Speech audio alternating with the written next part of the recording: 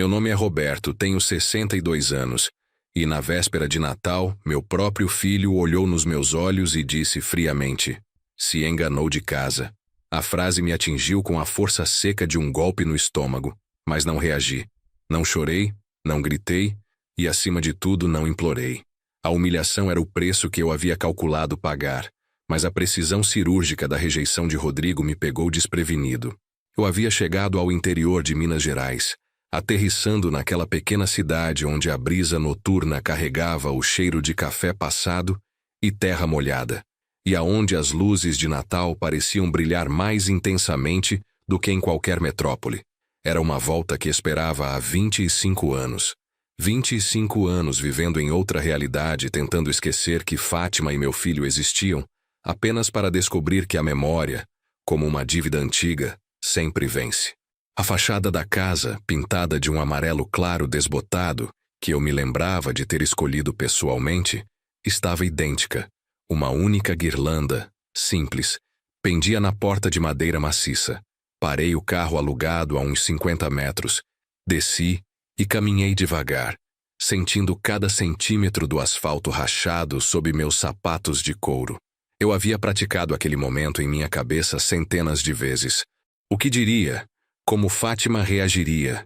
O que Rodrigo ou Adriana, se tivesse sido menina, mas era Rodrigo, meu filho, pensaria? Toquei a campainha. Não a apertei com impaciência. Apenas encostei o dedo, dando tempo para que o som preenchesse a sala. A porta se abriu. Rodrigo estava ali. Ele tinha os olhos de Fátima, mas a postura era a minha, rígida e alta. Ele não estava mais com os 3 ou 4 anos que eu lembrava. Era um homem feito, talvez na casa dos 30. Ele me olhou, primeiro com confusão, depois com um reconhecimento gélido quase imediato. O cheiro de peru assando flutuou da cozinha. Havia música tocando, um clássico sertanejo que Fátima adorava. Meu coração parecia querer explodir o peito, mas eu forcei a voz a sair calma. Meu filho, ele não sorriu, não fez menção de se mover. Cruzou os braços sobre a camiseta social engomada. A luz da varanda caía sobre seu rosto, revelando uma linha dura na mandíbula. "O senhor está procurando alguém?" A voz dele era controlada, polida. "Sou eu, Roberto, seu pai." O silêncio que se seguiu não durou mais que 3 segundos, mas me pareceu uma eternidade esmagadora. Ele olhou para além de mim, para o carro na rua, para a noite. Seus olhos voltaram aos meus e a resposta veio rápida, sem hesitação, sem emoção. Se enganou de casa.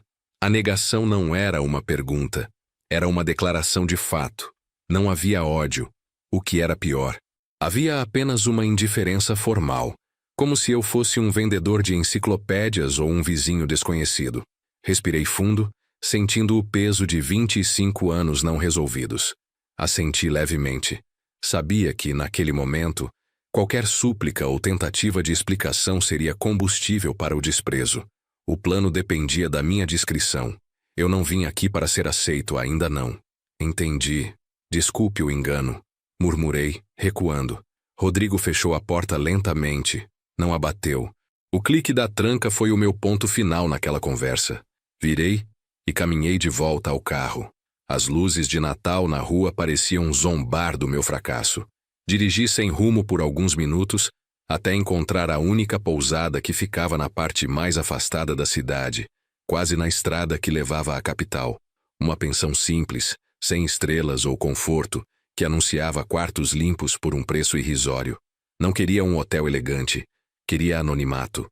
Instalei-me no quarto 12, que dava para os fundos. O colchão era fino, e o abajur, de luz amarelada, tremia levemente. Eu descarreguei uma única mala de viagem, pesada demais para o pouco que continha. Em vez de desmoronar, tomei um banho frio e vesti roupas escuras. O frio da noite mineira me revigorou. Não era hora de fraqueza. Peguei as chaves do carro e dirigi de volta à vizinhança de Fátima. Estacionei na rua paralela, onde a escuridão era total e onde a vista da casa era perfeita, protegida por um grande pé de manga. Fiquei ali por horas, sentado no banco do motorista, vendo a festa através das janelas iluminadas. Vi sombras se movendo. Vi a rotina imóvel da vida que eu havia abandonado. O Natal era o auge da felicidade familiar, E eu era o fantasma na espreita, o intruso que havia sido despachado como lixo reciclado. Olhei para o relógio. Quase meia-noite. O silêncio na minha cabine era opressor, quebrado apenas pelo meu próprio respirar. Abri a pesada mala no banco do passageiro. O que havia ali não eram presentes, nem roupas. Havia uma pasta de couro preta, gasta nas bordas, e dentro dela, documentos cuidadosamente organizados. Eu não voltei para o interior de Minas para pedir perdão ou reconquistar uma família que me negava. Voltei para reaver o que era meu. Tirei um maço de notas contando-as lentamente. Eram 10.000 reais em espécie, uma pequena fração do custo daquela viagem. Depois peguei um cartão de visita profissional. O nome impresso com uma letra dourada e sóbria era Dr. Ricardo, advogado. O silêncio do meu filho não era o fim. Era apenas o primeiro passo de um jogo que eu pretendia vencer. E eu tinha exatamente 11 dias para iniciar a segunda fase do meu plano. Eu não seria mais o pai rejeitado. Seria a tempestade que eles jamais viram chegar. A tempestade que eu pretendia ser exigia uma preparação minuciosa. Durante os 11 dias seguintes ao Natal, antes de acionar o Dr. Ricardo, mergulhei no anonimato opressor do interior de Minas. Eu me tornei um fantasma na minha cidade natal. Minha rotina era uma penitência. Acordava na pequena pousada antes do sol e ia à única padaria decente da cidade, a Pão de Mel. Pedia um café coado, forte e adocicado demais, e sentava-me à mesa do canto, fingindo ler os jornais locais que noticiavam o calor e a seca. Eu observava as pessoas, buscando reconhecimento, mas encontrando apenas a cortesia reservada dos mineiros para com estranhos.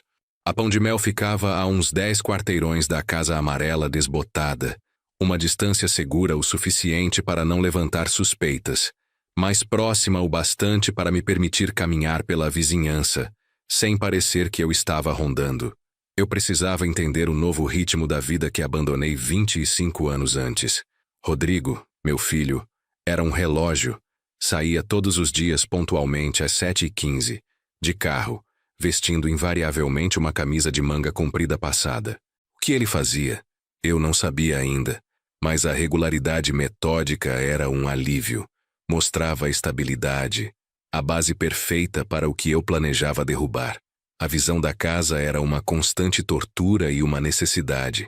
Eu passava horas em uma praça abandonada, 2 quarteirões atrás, fingindo estar imerso em um livro.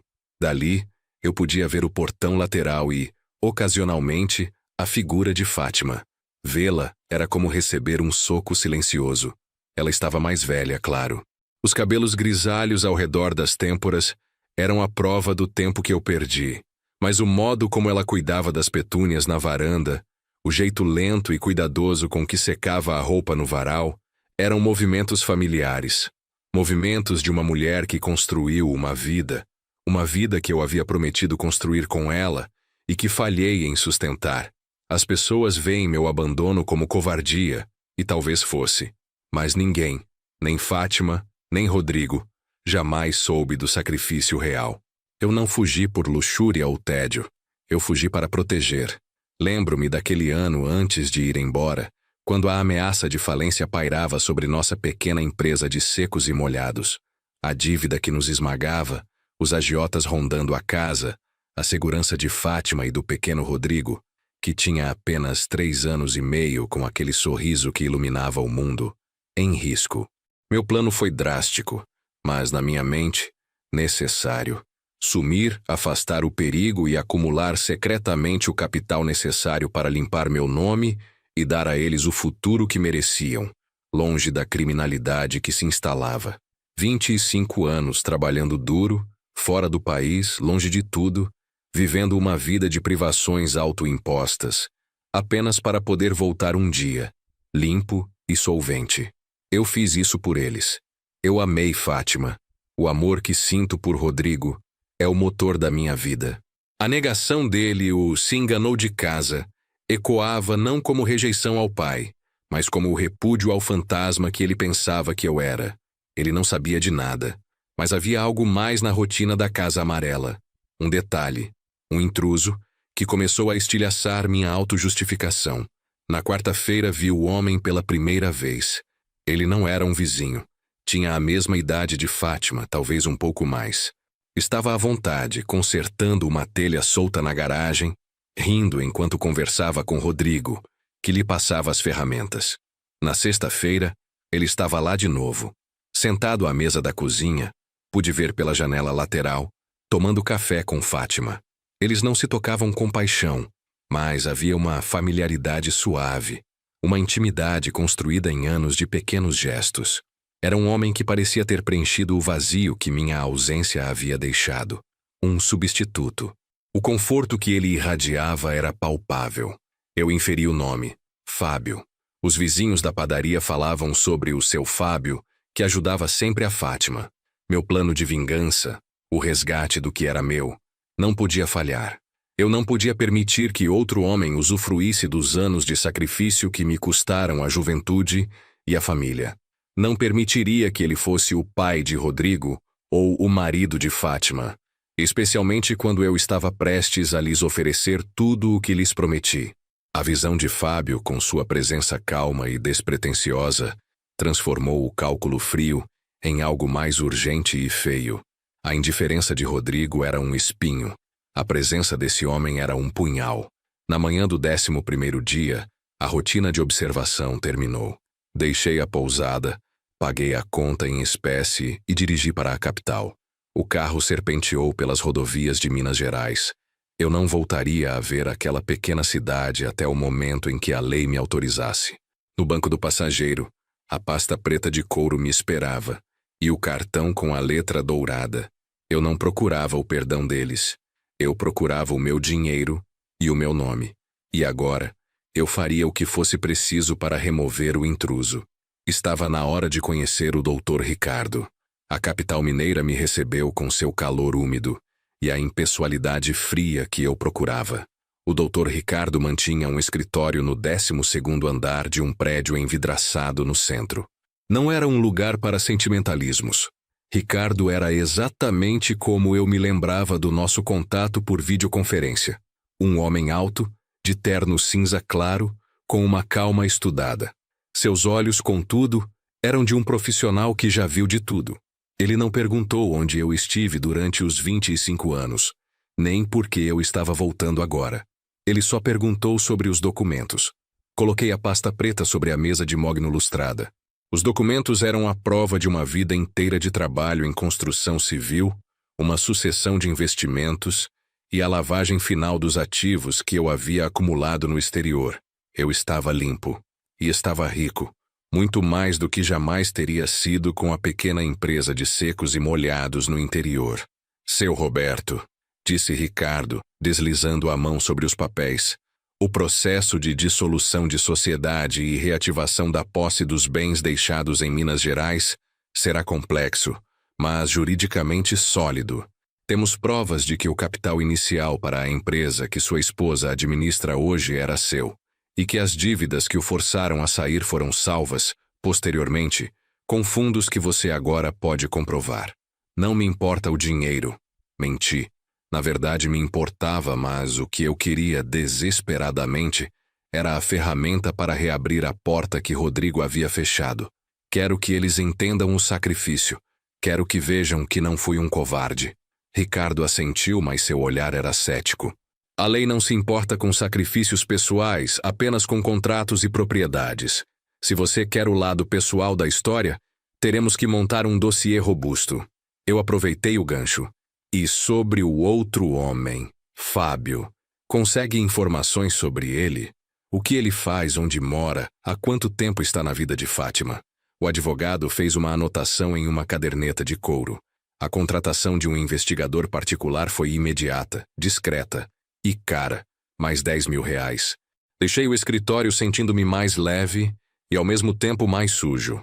A lei era um bisturi que eu estava usando para retalhar a vida que minha ausência havia permitido florescer. Passei os dias seguintes em um apartamento alugado no centro, um cubículo impessoal onde a única janela dava para um pátio interno barulhento. A solidão era uma manta pesada. Para me distrair, Comecei a desempacotar o restante dos poucos pertences que trouxera na grande mala. Em meio a ternos de corte antigo e livros de engenharia, encontrei uma pequena caixa de sapatos, coberta de fita adesiva amarelada. Não lembrava o que havia ali dentro. Abri. O cheiro de poeira e tempo me atingiu. Havia uma foto de Fátima, mais jovem e sorrindo, e um desenho de Rodrigo, feito com giz de cera. Era a imagem de uma casa na árvore, grande e torta, com um balanço pendurado em um galho impossível. O desenho desenterrou uma memória com a dor de um nervo exposto. Rodrigo tinha apenas 3 anos e, naquela época, eu havia prometido a ele que, no verão seguinte, construiríamos a melhor casa na árvore do interior de Minas. Eu tinha até comprado a madeira e as cordas. Quando fugi, tudo ficou para trás. A madeira deve ter apodrecido. O balanço jamais existiu. O "se enganou de casa" de Rodrigo não era apenas sobre o presente. Era sobre o peso daquela promessa não cumprida. Sobre a ausência de um pai que fugiu antes de fincar o primeiro prego. Enquanto eu lutava contra a culpa sufocante, o Dr. Ricardo me ligou. A voz dele era de cautela forçada. "Roberto, o investigador mandou um primeiro relatório sobre Fábio. São apenas informações superficiais, mas há detalhes que me chamam a atenção." Prendi a respiração. "Diga." "O seu Fábio é, segundo os vizinhos, uma pessoa prestativa e benquista. Ajuda Fátima com as finanças e com reparos na casa." Ricardo fez uma pausa calculada. "No entanto, ele não parece ter uma ocupação registrada estável. Nenhuma fonte de renda que justifique a tranquilidade com que ele passa os dias. Não há registro dele em empresas locais, e ele não aparece em nenhuma folha de pagamento. Isso não era necessariamente suspeito. Talvez fosse aposentado ou vivesse de renda."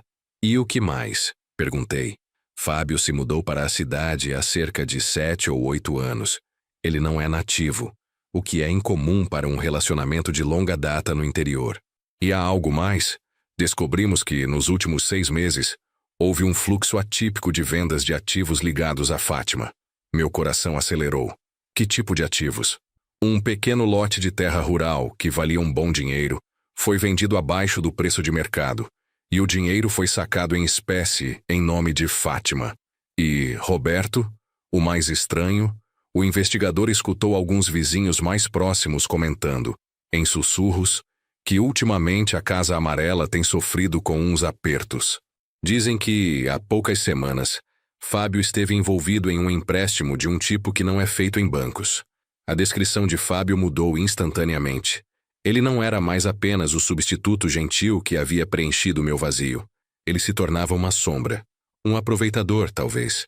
Eu havia retornado para salvar minha família do perigo de 25 anos atrás. Seria possível que o perigo estivesse agora sentado à minha mesa de jantar, rindo com o meu filho e gastando o dinheiro que minha ex-esposa havia construído em minha ausência? "Continue investigando o fluxo de dinheiro", ordenei a Ricardo com a voz dura, "e descubra a natureza desse empréstimo. Se Fábio estava esgotando Fátima financeiramente, eu teria a alavanca perfeita. Se ele era o parasita, então a minha tempestade não seria apenas por posse, seria finalmente por proteção." O jogo estava prestes a mudar, e eu precisava de um plano que fosse além do papel de fantasma rejeitado. Eu precisava ir para a ofensiva e confrontar o intruso. O próximo passo não seria legal, seria pessoal, e começaria na Casa Amarela, sob o pretexto de quem detém o direito. Eu não podia esperar que o bisturi legal do Dr. Ricardo fizesse todo o trabalho. Se Fábio era de fato um predador, agindo nas sombras de um empréstimo suspeito, o tempo era um luxo que Fátima e Rodrigo não tinham. O jogo havia mudado de posse para proteção. Voltei ao interior de Minas, uma semana depois, não mais como o turista fantasma da pousada, mas com um pretexto sólido. Paguei em dinheiro vivo um aluguel adiantado de 6 meses por um pequeno galpão abandonado na mesma rua de Fátima, a apenas 4 casas de distância. O lugar havia sido, décadas atrás, um ateliê de fotografia e, mais recentemente, um depósito de materiais de construção. Era escuro, empoeirado, e cheirava a mofo e desuso. Ao proprietário idoso, que mal conseguia subir os degraus de acesso, expliquei que era um fotógrafo aposentado, procurando um lugar tranquilo para digitalizar negativos antigos e tirar algumas fotos da arquitetura local. Ele acreditou, ou fingiu acreditar, aceitando as notas de dinheiro com uma facilidade que beirava a cumplicidade. O galpão tinha uma única janela grande de frente para a rua, perfeita para a minha farsa. Montei um tripé imponente e uma câmera analógica de médio formato, visível para quem passasse, mas que eu mal usava. Minha verdadeira ferramenta era uma lente telefoto discreta acoplada a uma câmera digital, escondida atrás de uma cortina de tecido pesado. Eu me tornei a sombra permanente na rua, o vizinho esquisito que só tira foto de calçada, mas que não incomodava ninguém. A rotina era esgotante. Eu passava 12, 14 horas ali, bebendo café frio e olhando através da lente esperando. O plano era simples: documentar o esquema de Fábio se é que ele existia. Mas a realidade através da lente era sempre mais suave e mais dolorosa do que eu esperava. Eu via Fábio cortando a grama, com a mesma camiseta branca de sempre. Eu o via consertando o dejo do carro de Rodrigo. Eu o via sentado no degrau da varanda, lendo o jornal, a própria personificação da normalidade bucólica. E todas as fotos que eu tirava, na minha tentativa de registrar a rua e parecer inofensivo, eram, sem exceção, dominadas pela Casa Amarela. Todas as minhas composições falhavam. O foco, o centro da minha visão, era sempre a porta onde meu filho havia me despachado. A casa era meu ponto cego emocional e meu único foco prático. 2 dias se passaram sem nada de incriminador. Apenas a paz que eu havia perdido e que Fábio havia encontrado. O medo de que eu estivesse errado, de que Fábio fosse genuinamente um bom homem e eu o único parasita na história, começou a me roer. No 3º dia, a vigilância me deu o primeiro choque de realidade que confirmou a urgência. Era uma noite de terça-feira, pouco depois das 10. A cidade dormia e o silêncio era tão denso que eu podia ouvir o zumbido dos insetos. Fátima e Rodrigo haviam apagado as luzes da sala. Eu estava prestes a guardar o equipamento, quando um carro preto, grande e antigo, com os vidros escuros, parou na esquina, a uns 50 metros da Casa Amarela. Não era um carro comum na cidade. Tinha o ar de algo que vinha de longe, um predador silencioso. A porta do motorista se abriu e saiu um homem que parecia ter sido esculpido em granito. Grande, vestindo uma jaqueta escura, ele não olhava para os lados. A luz amarelada do poste não alcançava bem seu rosto, mas a postura era de autoridade brutal. Meu coração começou a bater descompassado. Uma velha familiaridade com o pavor me invadindo. 25 anos haviam se passado, mas o cheiro da ameaça, o tipo de ameaça que me fez fugir daquela cidade, era inconfundível. O homem de jaqueta caminhou lentamente até o portão da Casa Amarela. Não tocou a campainha. Bateu 3 vezes secas na porta. A porta se abriu quase imediatamente, como se o toque fosse esperado. Era Fábio. Ele parecia pálido. A familiaridade despretensiosa que eu havia documentado nos últimos dias havia desaparecido, substituída por uma tensão palpável. Eles não trocaram saudações. O homem de jaqueta não entrou, nem Fábio saiu totalmente. Eles ficaram no vão da porta, e o que se seguiu foi uma troca rápida e silenciosa que minha lente mal podia captar. Fábio enfiou a mão no bolso da calça e puxou um envelope pardo. Entregou ao homem. O gigante pegou o envelope, pesou-o na mão, e então, em um movimento rápido e desproporcional, o arremessou de volta na cara de Fábio. O envelope caiu no chão de cimento da varanda. Fábio recuou um passo, a humilhação evidente mesmo àquela distância. O homem de jaqueta falou, e embora eu não pudesse discernir as palavras, o tom era cortante, alto o suficiente para quebrar o silêncio da noite. Era um tom de aviso final. Me lembrei dos agiotas que rondavam minha antiga empresa, 25 anos antes. Aquele tom era a música da cobrança. Fábio, curvado, começou a pegar as notas que escorriam do envelope rasgado no chão. Enquanto se abaixava, o agiota ergueu a bota de couro pesado e a plantou com força sobre o punho de Fábio, impedindo-o de terminar a coleta. Fábio soltou um gemido abafado. O agiota finalmente tirou o pé, deu meia volta sem olhar para trás e caminhou em direção ao carro preto, entrando e sumindo na escuridão da rua. Fábio ficou na porta por quase 1 minuto, imobilizado, recolhendo as poucas notas que sobraram, massageando o pulso. Então, ele entrou e fechou a porta lentamente, o clique da tranca sendo audível até o meu esconderijo. Eu baixei a câmera sentindo o suor frio na testa. Não era apenas dinheiro, era ameaça física. Fábio não era um aproveitador casual. Ele estava mergulhado em algo profundo e perigoso. E o pior, ele estava usando a casa de Fátima como o ponto de encontro. Isso significava que o perigo que eu pensei ter afastado 25 anos atrás estava agora literalmente à porta da minha família. Eu havia retornado para salvar o meu nome e reaver o meu capital. Mas agora, eu estava em uma corrida contra o tempo para salvar Fátima e Rodrigo de um tipo de violência que o Dr. Ricardo não poderia resolver com uma petição judicial. Eu tinha que agir. E rápido. E a única maneira de tirar Fábio do caminho era confrontá-lo na esfera em que ele achava que tinha domínio. A Casa Amarela. O próximo passo não seria mais observação. Seria a quebra total do silêncio. Eu precisava de um pretexto inquestionável. E eu o tinha. Amanhã eu iria forçar minha entrada de forma legal. E Fábio não poderia me expulsar. Eu voltaria àquela porta. Mas desta vez, eu não pediria licença. Eu exigiria. O clique da tranca me deixou em estado de alerta febril. A familiaridade da violência, aquele cheiro de problema que eu pensei ter eliminado da minha vida, me fez reviver 25 anos em um instante. Eu não podia mais esperar. A legalidade era a armadura, mas a intervenção precisava ser tática e imediata. Na manhã seguinte, a cidade acordou sob um véu cinzento. Uma chuva fina e persistente caía sobre o telhado do galpão, transformando a rua em um espelho opaco. Guardei a câmera, sentindo o corpo moído pela noite de vigilância.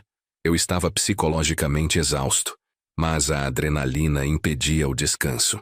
Decidi que precisava sair para respirar ar fresco e, mais importante, para manter a fachada. Se eu passasse o tempo todo trancado no galpão, o vizinho idoso ou os moradores mais curiosos acabariam desconfiando do fotógrafo, que não fotografava nada. Vesti uma jaqueta impermeável, peguei uma pequena sacola vazia e dirigi-me a pé ao pequeno mercado municipal, a poucas quadras de distância. O mercado era um centro de rumores, o local perfeito para entender o pulso da cidade e, talvez, ouvir alguma coisa sobre Fábio ou o misterioso empréstimo. O cheiro de hortelã e queijo Minas me atingiu na entrada. As pessoas conversavam em voz baixa, os passos amortecidos pelo piso molhado. Eu tentava passar por um morador comum, mas sentia os olhares. Os vizinhos haviam me mapeado como o forasteiro estranho que alugou o galpão abandonado. Eu era o assunto não dito da rua. Caminhei pelas bancas de frutas, fingindo interesse por mangas, quando a vi. Fátima estava de costas para mim, parada na seção de laticínios, discutindo o preço de um queijo fresco com o vendedor. Ela usava um casaco simples, mas bem cuidado, de cor creme. Seus movimentos eram práticos, eficientes. A forma como ela tocava a testa, removendo um fio de cabelo molhado, acendeu uma corrente elétrica dolorosa na minha memória. Congelei. Não havia preparo para aquele encontro. A rejeição de Rodrigo foi calculada. A humilhação na porta foi esperada. Mas ver Fátima em sua rotina, tão perto, sob aquela luz crua, era desarmante. Eu tentei dar meia volta, voltar para as frutas, mas já era tarde. Ela se virou com a sacola de compras na mão, e seus olhos encontraram os meus. Não houve o choque de horror que eu temia. Não houve a explosão de raiva que eu merecia. Houve apenas um reconhecimento lento, seguido por uma contenção absoluta, quase acadêmica. O leve sorriso que ela havia dirigido ao vendedor se apagou. Ela me olhou por cerca de 5 segundos, tempo suficiente para que a chuva lá fora, o cheiro de queijo e a respiração pesada parassem de existir para mim. Roberto, ela disse, a voz baixa, controlada. Não havia calor, mas também não havia ódio. Era o tom que se usa para cumprimentar um parente distante em um funeral, alguém que se sabe existir, mas que já não pertence à sua vida. Fátima, eu consegui responder, a garganta seca. Eu queria desesperadamente perguntar sobre Rodrigo, sobre a briga na porta, sobre Fábio. Mas as palavras ficaram presas.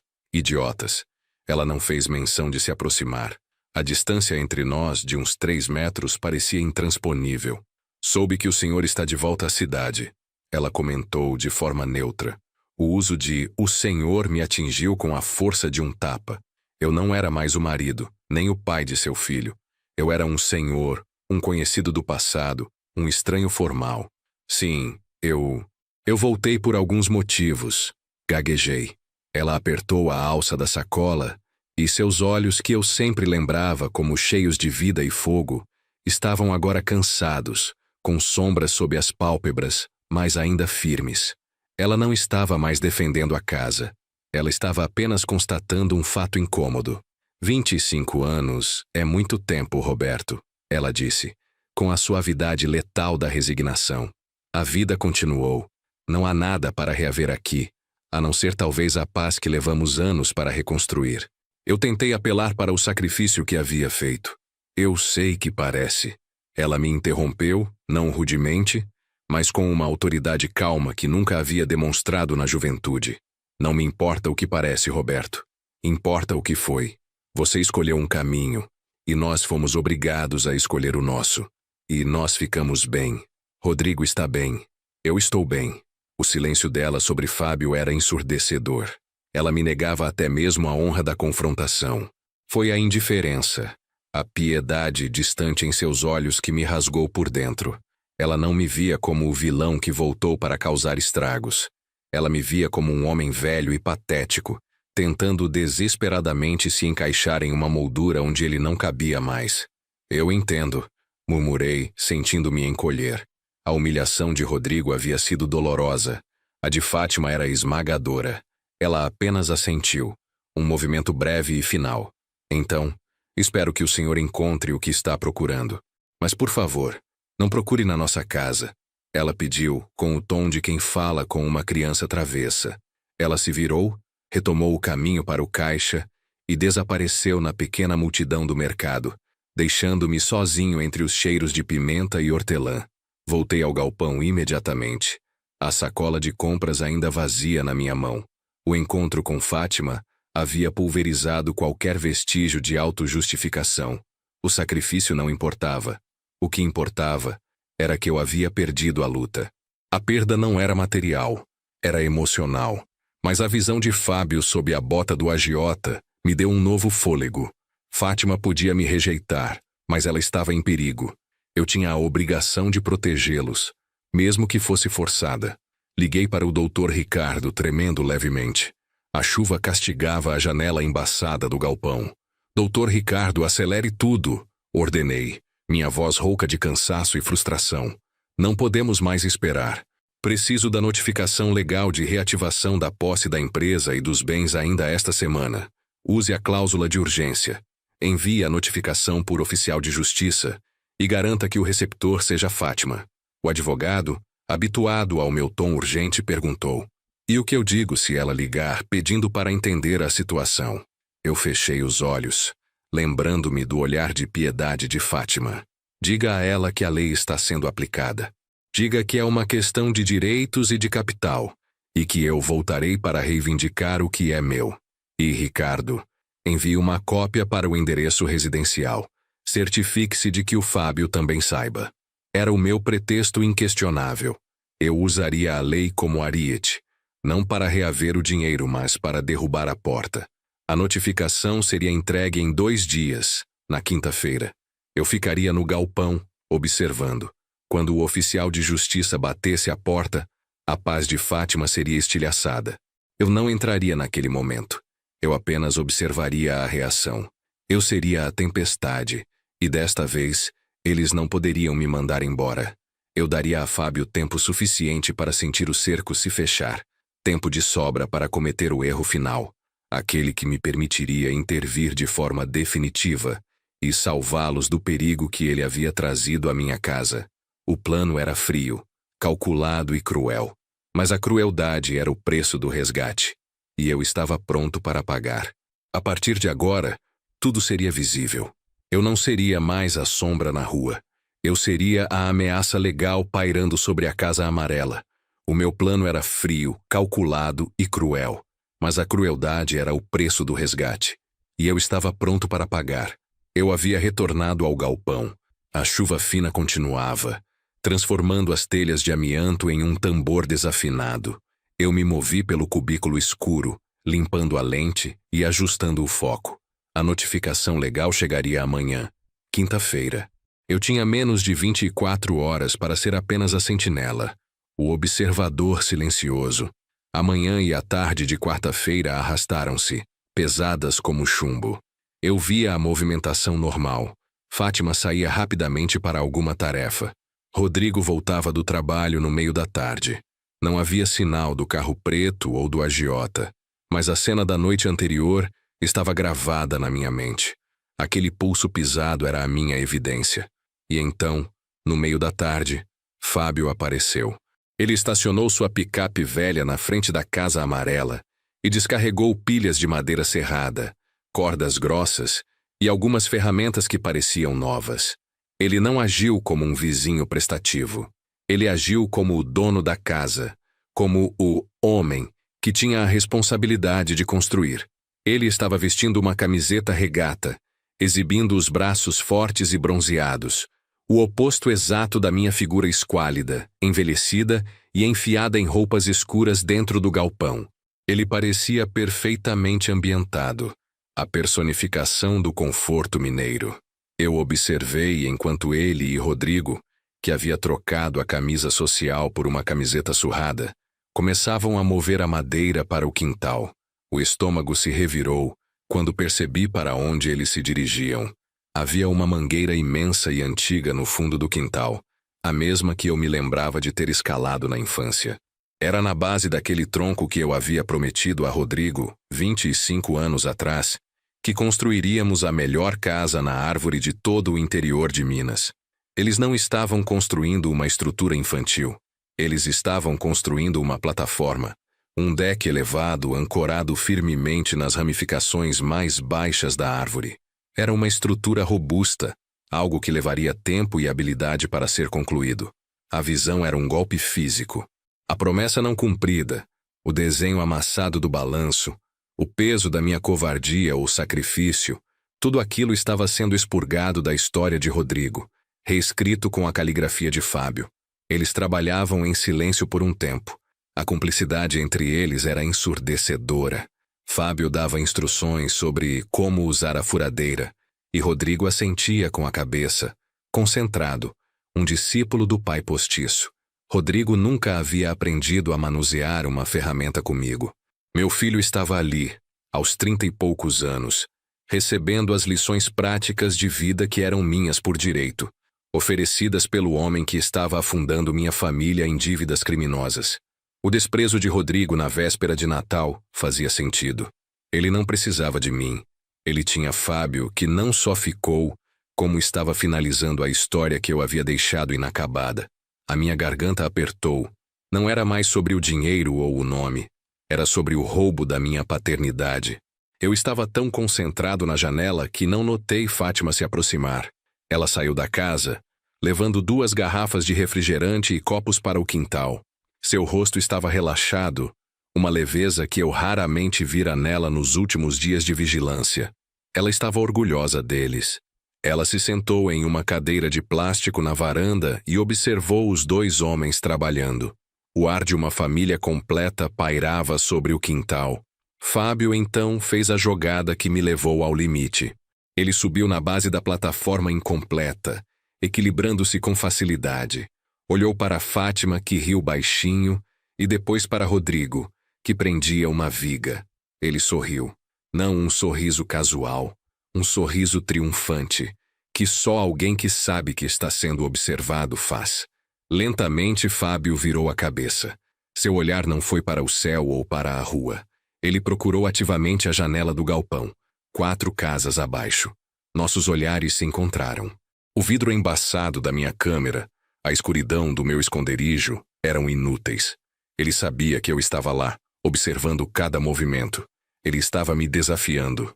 Em vez de desviar, Fábio me sustentou o olhar por um momento, e o sorriso se alargou, transformando-se em escárnio puro. Então, Ele ergueu o martelo pesado que tinha na mão e deu uma batida longa e firme no prego que fixava a viga principal da plataforma. Tum! O som seco do martelo ecoou na rua molhada, e para mim, foi o som da pá de terra sendo jogada sobre o meu caixão. Era ele fincando o prego, construindo a casa na árvore, selando o meu destino como o pai ausente e falho. A humilhação era insuportável. Eu era o fantasma que assistia à sua própria substituição. Meu corpo tremeu com uma raiva fria e visceral. Eu quis arrebentar a porta do galpão, correr aqueles poucos metros e gritar: "Essa é a minha casa. Aquele é o meu filho. Esse é o meu prego que você está batendo." Mas não me mexi. Minha força estava na minha paciência e, mais importante, na lei. Se eu agisse agora, seria apenas o ex-marido ciumento invadindo a propriedade. Fábio venceria no braço. Eu precisava vencer na justiça para expor o seu perigo. No entanto, Fábio estava satisfeito. Ele sabia que havia vencido a batalha do dia, a batalha psicológica. Ele desceu da plataforma, pegou uma garrafa de refrigerante que Fátima havia trazido e brindou com Rodrigo. Um gesto casual de intimidade que queimou meus olhos. Eu observei até a escuridão da noite engolir a casa amarela e o esqueleto da casa na árvore. Não consegui comer, nem descansar. Eu andava de um lado para o outro no galpão, remoendo o som daquele martelo. Na manhã de quinta-feira, acordei antes do sol, febril. Hoje era o dia em que a lei faria a primeira batida na porta, o dia em que o meu retorno deixaria de ser uma piada pessoal entre Fátima e Rodrigo e se tornaria uma ameaça legal. Eu estava com a câmera pronta. Precisava capturar o momento, a reação de Fábio ao receber a notificação, a prova de que ele sabia que o cerco estava se fechando. Às 10 horas, o sol finalmente rompeu as nuvens, deixando a rua ainda mais silenciosa. Eu já havia visto Rodrigo sair para o trabalho, pontualmente. Apenas Fátima e provavelmente Fábio estavam em casa. Eu estava prestes a pegar a pasta com a cópia dos documentos que Ricardo enviaria, apenas para ter em mãos, quando ouvi o carro. Não era o carro preto do agiota. Era um Fiat Uno branco, com o símbolo da prefeitura municipal colado na porta. Um oficial de justiça não usaria um carro oficial para entregar uma petição privada, mas o veículo diminuto parou exatamente na frente da casa amarela. Um homem magro de terno e com uma pasta volumosa desceu do carro, caminhou até a porta e tocou a campainha. Meu coração martelou contra as costelas. Era o momento. A tempestade estava chegando. A porta se abriu. Fátima atendeu. Ela estava vestida com roupas de casa e parecia confusa ao ver o homem formal. O homem falou, gesticulando para a pasta. Eu sabia que ele estava explicando a natureza da notificação. Uma reivindicação de posse e dissolução de sociedade. Fátima ouviu, imóvel. Eu esperava choque, raiva, desespero. Eu esperava a quebra do seu controle. Em vez disso, ela estendeu a mão para a pilha de papéis que o homem segurava. E então, ela fez algo que estava totalmente fora do meu cálculo. Ela não aceitou a notificação, nem a rejeitou.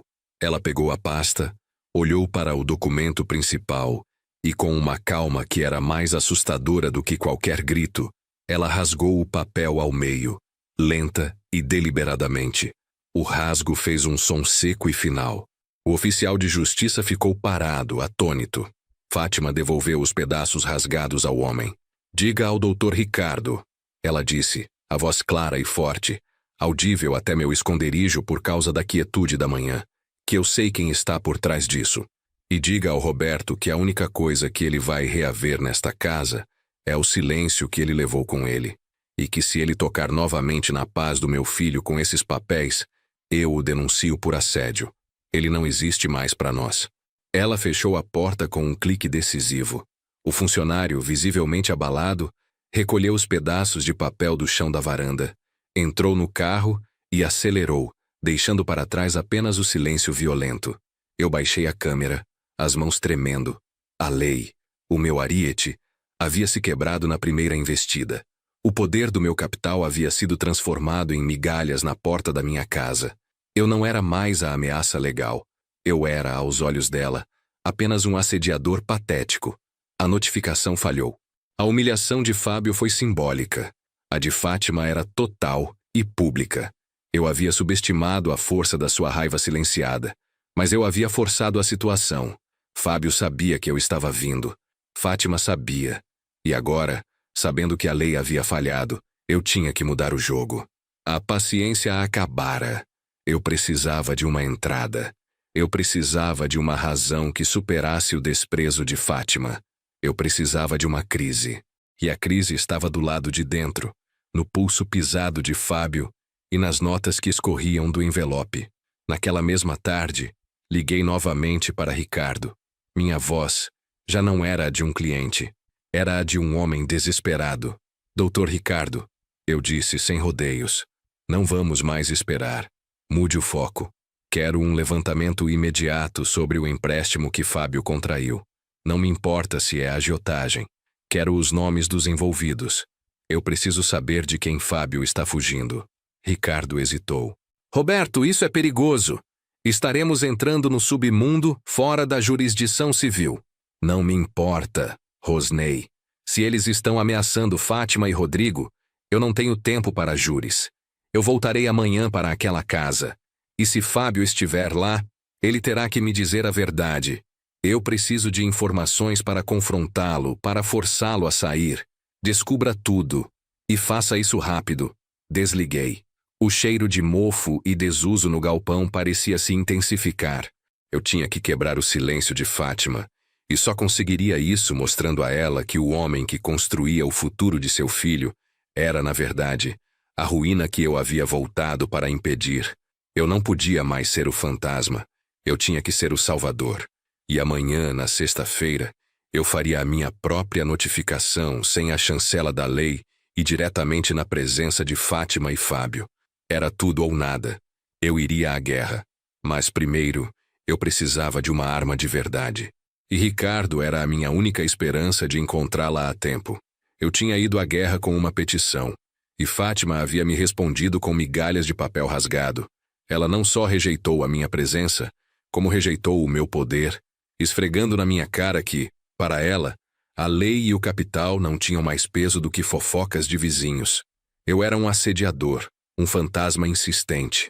Naquela mesma sexta-feira, eu estava de volta ao galpão. Eu precisava da arma que o doutor Ricardo estava forjando. A verdade sobre os agiotas de Fábio. Mas, mais urgentemente, eu precisava de uma entrada emocional. Se eu confrontasse Fábio e o entregasse à polícia, Fátima e Rodrigo poderiam vê-lo como vítima. Ou pior, veriam em mim o homem que destruía novamente a paz que haviam construído. A frieza de Rodrigo, o se enganou de casa, não era apenas fruto da raiva adulta. Era a cristalização de um trauma de criança. Eu precisava entender a história que lhe contaram, ou que ele mesmo construiu, sobre meu abandono. E para isso a vigilância noturna não servia. Eu precisava falar com alguém de fora. Larguei a câmera sobre a mesa. A fachada de fotógrafo aposentado tinha me levado à humilhação e à discrição à impotência. Não me importava mais se a cidade inteira soubesse que eu estava ali. Pensei nos vizinhos da Pão de Mel, aqueles que sussurravam sobre o seu Fábio. Havia uma vizinha em particular, Patrícia, uma senhora de 50 e poucos anos que morava em frente à Casa Amarela. Uma mulher que parecia ter tempo e inclinação para absorver e retransmitir a história da rua. Ela era a guardiã das memórias não resolvidas da vizinhança. Saí do galpão sob a luz do meio-dia. A chuva havia parado, mas o ar estava pesado. Atravessei a rua e caminhei na direção contrária, dando a volta no quarteirão até chegar à casa de Patrícia. O coração batia descompassado, mas não de medo. Era a vergonha iminente. Ela estava regando flores na varanda, uma atividade que parecia ter sido feita sob medida para observação. Usei a mesma formalidade ensaiada que havia usado com Rodrigo na véspera de Natal, mas desta vez eu a subverti com um toque de súplica. Com licença, Patrícia, comecei parando no portão. Ela se virou, os olhos estreitos de quem reconhecia o estranho da rua. Eu sou Roberto. Eu aluguei o galpão aqui perto. Ela assentiu lentamente, a mangueira em punho. Sei quem é o senhor. 25 anos é muito tempo para se mudar de volta e esperar que ninguém perceba. Engoli em seco. Exatamente. É sobre isso que eu vim falar. Sobre os 25 anos. Ela me convidou a entrar na varanda, longe dos ouvidos da rua. Ela tinha uma expressão cansada, mas não hostil, talvez curiosa. Eu vi o Rodrigo crescer, Roberto. Ela começou cruzando os braços. Desde aquele dia em que a Fátima nos contou que você tinha sumido. Não sumido para morrer, mas sumido para trabalhar longe, sem data para voltar. Ela sempre disse isso para protegê-lo. Eu sei. Eu pedi a ela que contasse essa história, para ele não sentir o peso da dívida. Patrícia balançou a cabeça, um gesto de profunda desaprovação. Você não entendeu nada, Roberto. O problema não foi o que você fez, mas o que você não fez. Você não deixou um bilhete. Você não ligou. Durante meses, Fátima mentia, dizendo que você estava em um lugar sem telefone. Mas mesmo a criança mais boba do mundo percebe quando a mãe chora todo dia sozinha. A dor me atingiu com a força da verdade não dita. Mas eu voltei. Eu estou aqui para explicar. Para dizer a ele que eu fiz isso por eles, para protegê-los dos agiotas. Você acha que Rodrigo se importa com a crise dos secos e molhados de 25 anos atrás? Patrícia riu, um som seco e melancólico. Ele não se importa com a dívida que você resolveu. Ele se importa com a história que ele teve que inventar para si mesmo. Eu senti a necessidade de me apoiar no batente da varanda. Que história! Patrícia aproximou-se, falando em um sussurro tenso. O Rodrigo no começo esperava. Ele passava horas na porta com o desenho da casa na árvore. Eram dias, semanas, e você não veio. A ausência era um buraco, mas o que encheu esse buraco foi o silêncio. Um dia, ele perguntou para Fátima se ele tinha sido um menino mau. Ela perguntou por quê, e ele disse: o pai foi embora porque não gostou de mim. Ele achou um filho novo, melhor e se esqueceu de mim. Essa é a versão dos fatos, Roberto. O ar pareceu evaporar dos meus pulmões. O sacrifício, as privações, o capital acumulado, tudo isso era irrelevante. Na mente de Rodrigo, eu simplesmente o troquei. O que ele precisava, Patrícia continuou, seus olhos cheios de compaixão e pena, era de uma razão. Se você tivesse dito, eu estou com medo e preciso fugir para sobreviver, ele teria entendido a covardia, mas teria entendido que você o amava. Mas o silêncio permitiu que ele construísse a pior narrativa possível. E é por isso que ele disse, se enganou de casa. Ele não odeia o seu passado. Ele odeia o pai que eles inventou para si. Um pai que o abandonou por capricho. A revelação era devastadora. Meu plano de ser o salvador financeiro não funcionaria porque a ferida de Rodrigo era existencial. Ele não precisava de dinheiro. Precisava de um pai que ficasse. Fábio, o construtor de casas na árvore, preencheu esse papel de forma cruelmente perfeita. E Fábio? Perguntei, a voz rouca. Ele ajudou a construir isso? Patrícia hesitou. Fábio chegou a uns 7, 8 anos. Ele foi bom para Fátima, a ajudou com a empresa. E com Rodrigo, ele foi o pai que conserta as coisas. Não sei dizer se ele o encorajou a te odiar, Roberto, mas ele certamente se beneficiou da sua ausência. E sobre o dinheiro? Sobre a venda de terras? A vizinha apertou os lábios, olhando para os lados. Eu não sei de detalhes, Roberto, mas há 1 ano, a Fátima estava muito tranquila. Agora ela está nervosa, no limite. Parece que ele trouxe problemas para ela, não soluções. Ela não merece isso. Não depois de tudo o que passou. A informação de Patrícia serviu para me guiar e me esmagar ao mesmo tempo. Eu precisava agir em 2 frentes. Lutar contra a ameaça real, Fábio e os agiotas. E lutar contra a narrativa de abandono que Patrícia acabara de me entregar. Agradeci Patrícia, cambaleando para fora da varanda, de volta ao anonimato opressor da rua. Meu próximo movimento tinha que ser perfeito. A informação de Ricardo seria minha arma. Voltei ao galpão e liguei imediatamente para o advogado. Ricardo, eu disse sem rodeios. Já soube sobre a notificação. Fátima a rasgou. Não importa. O plano mudou. Você encontrou algo sobre os agiotas? O doutor Ricardo não gostava de ser apressado, mas sentiu o desespero na minha voz. Sim, Roberto. Nossos investigadores tiveram sorte na capital. O empréstimo de Fábio foi feito com uma rede de usura conhecida, que atua na zona rural. O nome do credor principal é Valério, e ele tem fama de ser violento. Não usa papelada, mas usa a intimidação como garantia. E o valor? R$ 22.000. E o pior, Fábio usou a empresa de Fátima, aquela que você deixou, como garantia informal. Valério está exigindo o pagamento imediato e já deu um prazo final.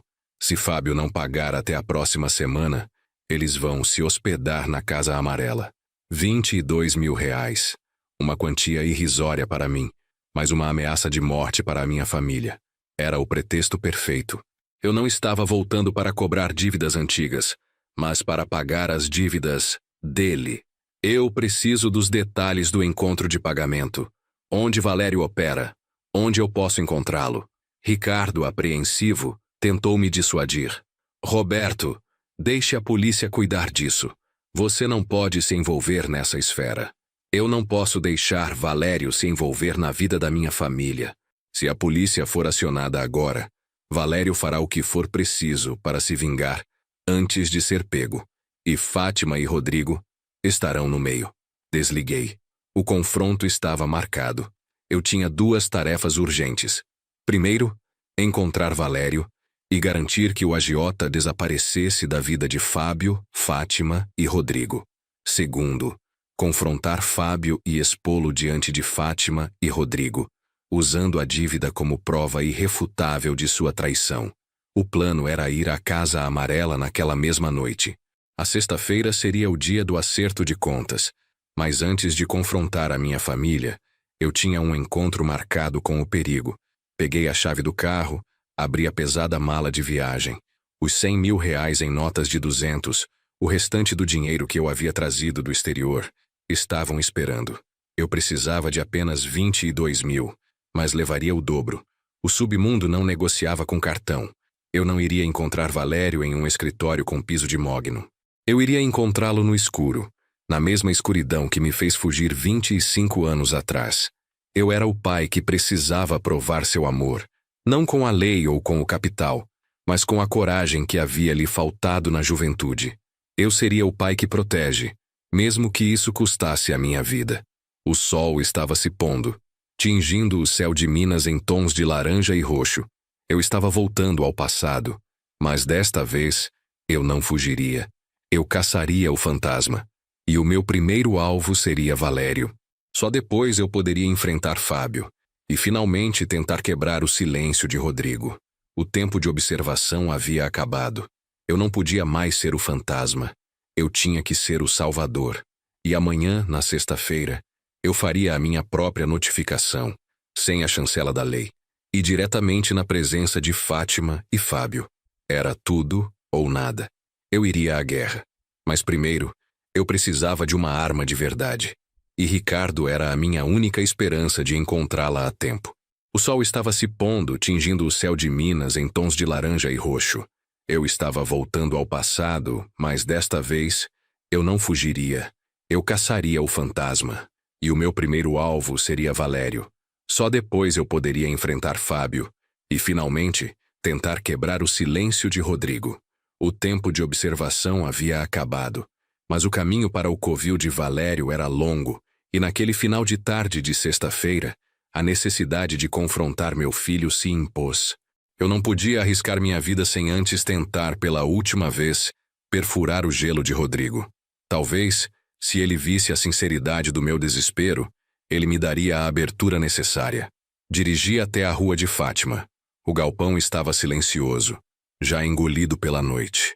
Estacionei o carro a um quarteirão de distância e caminhei. Na Casa Amarela, as luzes estavam acesas. Vi Rodrigo no quintal, terminando de guardar as ferramentas usadas na construção do deck. Fábio não estava à vista. Era a minha chance. Eu não toquei a campainha. Atravessei o pequeno gramado desbotado e chamei o nome de meu filho, parado na base da escada da varanda. Rodrigo! Minha voz saiu firme, mas o eco da humilhação daquele Natal ainda estava nela. Ele se virou. Estava sujo de serragem, com uma camiseta que eu nunca havia visto. Seus olhos encontraram os meus com a mesma indiferença de antes, mas agora misturada a uma ponta de irritação. Ele sabia sobre a notificação legal rasgada. O senhor de novo. Ele disse, suspirando. Não havia surpresa, apenas tédio. Acho que a minha mãe foi bem clara. A senhora rasgou a sua petição. Não temos nada para discutir. Não vim falar sobre a petição, filho. Aquele foi um erro, um meio desajeitado de tentar começar uma conversa. Eu vim falar sobre você. Ele cruzou os braços. A postura defensiva era a imagem exata da minha há 25 anos. Não há nada sobre mim que lhe diga respeito, Roberto. Eu tentei respirar, focando na revelação de Patrícia, a narrativa de abandono. Eu tinha que desarmar aquela mentira, mesmo que fosse tarde. Eu sei o que você pensa, Rodrigo. Eu sei que Patrícia, a vizinha, e talvez a sua mãe, disseram que eu sumi porque não gostava de você, que eu te troquei por uma vida melhor. Não foi isso. Eu fugi dos agiotas. Eu estava protegendo você e sua mãe de uma violência que podia ter acabado com vocês. Eu passei 25 anos miseráveis trabalhando em canteiros de obra, juntando capital para que eu pudesse voltar limpo e lhes dar a segurança que mereciam. Rodrigo me ouviu em silêncio, a mandíbula tensa. Quando eu terminei, ele inclinou a cabeça, estudando-me como um inseto estranho. Você se ouve, Roberto. Você fala sobre sacrifício e proteção, como se fosse um herói de filme. O problema não é o que você fez em outro país com o seu dinheiro. O problema é que você não estava aqui. Você sabe a dor que é, aos 4 anos, ser o único garoto da vizinhança que não tem um pai para ensinar a amarrar o cadarço? Você sabe o que é a humilhação de ter que inventar para os colegas que seu pai é um espião secreto, porque dizer a verdade, que ele se foi sem se despedir, era insuportável. O tom de Rodrigo era frio, cirúrgico. Eu entendo a sua dor. Não, você não entende. Ele cortou, dando um passo à frente. E não me importa se você foi construir pirâmides. Para mim, a única coisa que importou é que o homem que ficou, que fez a minha mãe rir de novo, que me ensinou a trocar um pneu e que está agora, neste exato momento, construindo a casa na árvore que você prometeu e abandonou. Esse homem é o meu pai. Fábio é quem ficou, quem deu segurança. Você deu dinheiro. Há uma diferença. As palavras me atingiram como balas, não pelo conteúdo, mas pela certeza fria com que foram proferidas. A paternidade havia sido roubada, não por Fábio, mas por minha própria covardia silenciosa. Não há nada para perdoar, Roberto. Ele concluiu, a voz baixa, porque não há mais relacionamento para curar. Você se enganou de casa, se enganou de vida. E eu não sou seu filho. Sou filho da Fátima e eu cresci sem você. Eu cambaleei para trás. A rejeição de Natal era apenas o sintoma. Esta, a rejeição final, era a doença. Eu não venceria na frente emocional. O único caminho era o material. Eu tinha que provar que Fábio era a ameaça. Eu voltarei, eu murmurei, incapaz de desistir. Eu voltarei para salvar vocês do perigo que você não consegue ver. Fábio é a ruína que eu voltei para impedir. Rodrigo apenas soltou uma risada curta e amarga. Pare com o drama, Roberto. Fábio é um homem de bem, diferente de você, que nos abandonou e agora volta para nos ameaçar com advogados. Vá embora. Virei as costas, a derrota pesando em cada passo. Eu não era o salvador. Eu era o vilão que tentava destruir a vida que eles haviam construído sobre minhas ruínas. Mas, enquanto eu chegava à rua, uma ideia repentina e desesperada me assaltou. Se Rodrigo acreditava tanto em Fábio, Fábio estaria escondendo bem as suas tramóias. Eu precisava da prova irrefutável de que Fábio estava defraudando Fátima. A dívida era apenas a ponta do iceberg. Lembrei-me do que Patrícia dissera. Ele trouxe problemas para ela, não soluções. E Ricardo dissera que Fábio usava a empresa como garantia informal. Fátima ainda administrava a pequena empresa de secos e molhados que havíamos começado, embora em escala reduzida. O escritório ficava em um anexo nos fundos da Casa Amarela, um pequeno depósito com uma porta de metal que eu havia instalado pessoalmente antes de fugir. Se Fábio usava a empresa como garantia, a papelada e os registros estariam lá. Esperei 10 minutos, me escondendo atrás de um pé de manga. A luz do depósito estava apagada. Eu tinha a chave mestra, uma cópia antiga que eu havia guardado entre os meus pertences. por um motivo que eu mal entendia até aquele momento. Era um resquício da minha antiga vida que agora se transformava em uma ferramenta de invasão. Caminhei agachado até os fundos do quintal. O esqueleto da casa na árvore pairava sobre mim, uma testemunha silenciosa de minha falha. A fechadura antiga cedeu com um clique suave. Entendi no pequeno depósito. O cheiro de papel envelhecido e poeira me transportou imediatamente para o passado. Liguei a lanterna do celular. O lugar estava organizado, prova do trabalho de Fátima. Caixas de inventário empilhadas metodicamente, uma pequena mesa de escritório e um arquivo de metal. Fábio não era sutil. Ele havia deixado sua marca. Sobre a mesa de Fátima, havia uma pilha de documentos soltos, ao lado de uma calculadora. Eram balancetes da empresa, registros de contas a receber e a pagar. Eu comecei a folhear os papéis procurando a garantia do empréstimo. Não encontrei nada legal, como Ricardo havia previsto. Valério não usava contratos. Mas encontrei algo infinitamente pior. No fundo da pilha de documentos, havia um caderno de capa dura, disfarçado entre os registros de contabilidade. Não era a letra de Fátima. Era a caligrafia forte e descuidada de um homem. Fábio. Abri o caderno. Não era um diário. Era uma contabilidade paralela. Um livro negro. As primeiras páginas eram anotações sobre o inventário da empresa, listando a venda de lotes menores de café e especiarias a preços irrisórios, transações que Fátima provavelmente havia registrado como perdas de inventário. Mas o que me fez gelar até os ossos estava nas últimas páginas, escritas em letras garrafais. Ali, Fábio havia detalhado o plano para forçar Fátima a assinar a venda da casa. Não era apenas a dívida de R$22 mil com Valério. Fábio tinha mais R$100 mil em dívidas com outros credores na capital. Dívidas de jogo. O plano de Valério para se hospedar na casa não era um ultimato. Era uma manobra orquestrada por Fábio para criar pânico em Fátima. Ele esperava que o medo da violência de Valério forçasse Fátima a vender a casa rapidamente a um comprador de fachada, um cúmplice de Fábio, por uma fração do preço real. Fábio pagaria as dívidas menores e sumiria com o resto, deixando Fátima e Rodrigo desabrigados e sem recursos. Lá estava, em sua própria caligrafia, o plano de traição, uma lista de ativos que Fátima ainda possuía e que ele estava impedindo-a de vender por conta própria, esperando o momento do pânico. Meus olhos pousaram sobre um parágrafo circulado em vermelho, um plano detalhado para o caso de Fátima resistir à venda. Ele mencionava Rodrigo. Se ela hesitar, usarei a história do Roberto voltando, dizendo que ele está forçando a venda por meios legais. E lembrá-la de que, se o filho dela não cooperar, eu posso contar ao Valério que a garantia é o garoto. Eu li a frase 2 vezes, o sangue escorrendo do meu rosto. A ameaça.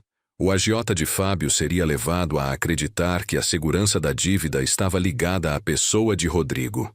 Fábio não estava apenas destruindo as finanças de Fátima.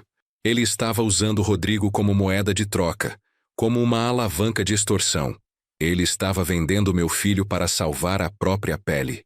A rejeição de Rodrigo, a frieza de Fátima, a humilhação do papel rasgado, tudo se tornou poeira irrelevante. A minha vida não era mais sobre reaver uma empresa ou um nome. Era sobre o resgate de Rodrigo. A urgência que eu sentia era, afinal, real. Eu fechei o caderno, o peso daquela prova irrefutável me esmagando. Fábio não era um substituto gentil e endividado. Era um sociopata, um criminoso que havia se infiltrado na minha família, pronto para destruí-la totalmente. Eu tinha minha arma. A lei não me ajudaria agora. A única moeda válida era a coragem e o meu R$100 mil. Saí do anexo, trancando a porta atrás de mim. A escuridão da noite não era mais externa. Ela havia se instalado dentro de mim. Eu voltei para o carro. O caderno de Fábio na pasta de couro, ao lado do dinheiro. O confronto com Valério não podia esperar. Eu tinha que interceptar o agiota antes que Fábio tivesse tempo de colocar seu plano em prática. E eu sabia exatamente onde Valério operava. Graças a Ricardo. Liguei o carro. O motor roncou baixo. Olhei uma última vez para a casa amarela. Eu voltaria ali, mas não mais como o pai ausente ou o cobrador legal. Eu voltaria como o homem que tinha o poder de destruir a vida de Fábio e proteger a vida de meu filho. E eu faria isso com as mãos sujas. A guerra havia começado, e a primeira batalha seria no submundo de Minas, onde a lei não era mais que uma piada. Eu tinha que correr. O tempo estava contra mim, e eu precisava do elemento surpresa para garantir que Valério aceitasse o pagamento de um estranho e, mais importante, deixasse minha família em paz para sempre. Eu não seria mais o fantasma. Eu seria o leão que protegia seu filhote, mesmo que ele não soubesse que precisava de mim. O sol estava se pondo, tingindo o céu de Minas em tons de laranja e roxo. Eu estava voltando ao passado, mas desta vez eu não fugiria. Eu caçaria o fantasma. E o meu primeiro alvo seria Valério. Só depois eu poderia enfrentar Fábio. E, finalmente, tentar quebrar o silêncio de Rodrigo. O tempo de observação havia acabado. Mas embora a urgência de confrontar o agiota fosse sufocante, a natureza da minha missão exigia cautela. Eu não podia simplesmente dirigir até o covil de Valério no meio da noite com uma pasta cheia de dinheiro, sem um plano. Eu precisava de um momento de silêncio para absorver o horror do caderno de Fábio e decidir a tática. Voltei ao galpão, trancando a porta de metal atrás de mim. Acendi a lâmpada fraca e despejei os 100 mil reais da minha mala sobre a mesa empoeirada, separando 22 mil para Valério e mantendo o restante à mão, caso o bandido exigisse uma propina maior. Eu precisava de um plano de contingência. Estava revendo o mapa da cidade que Dr. Ricardo havia me enviado, traçando a rota mais discreta para a fazenda abandonada, onde Valério supostamente recebia seus clientes, quando ouvi o rangido. Não era a porta principal, era a janela lateral que eu havia fechado, mas não trancado.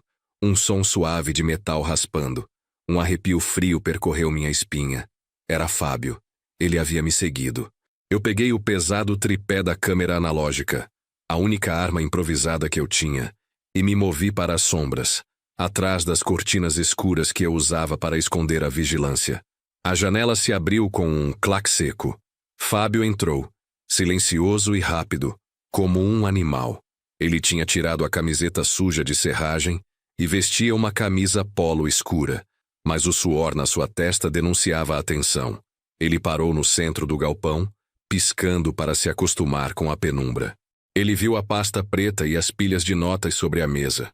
Eu sabia que não era sobre fotografia, ele disse, a voz baixa, quase um ronronar perigoso. O vizinho fotógrafo que só filma o quintal dos outros. Eu saí da sombra, soltando o tripé no chão, fazendo um ruído alto de metal. Fábio não se assustou. Ele apenas virou a cabeça e sorriu.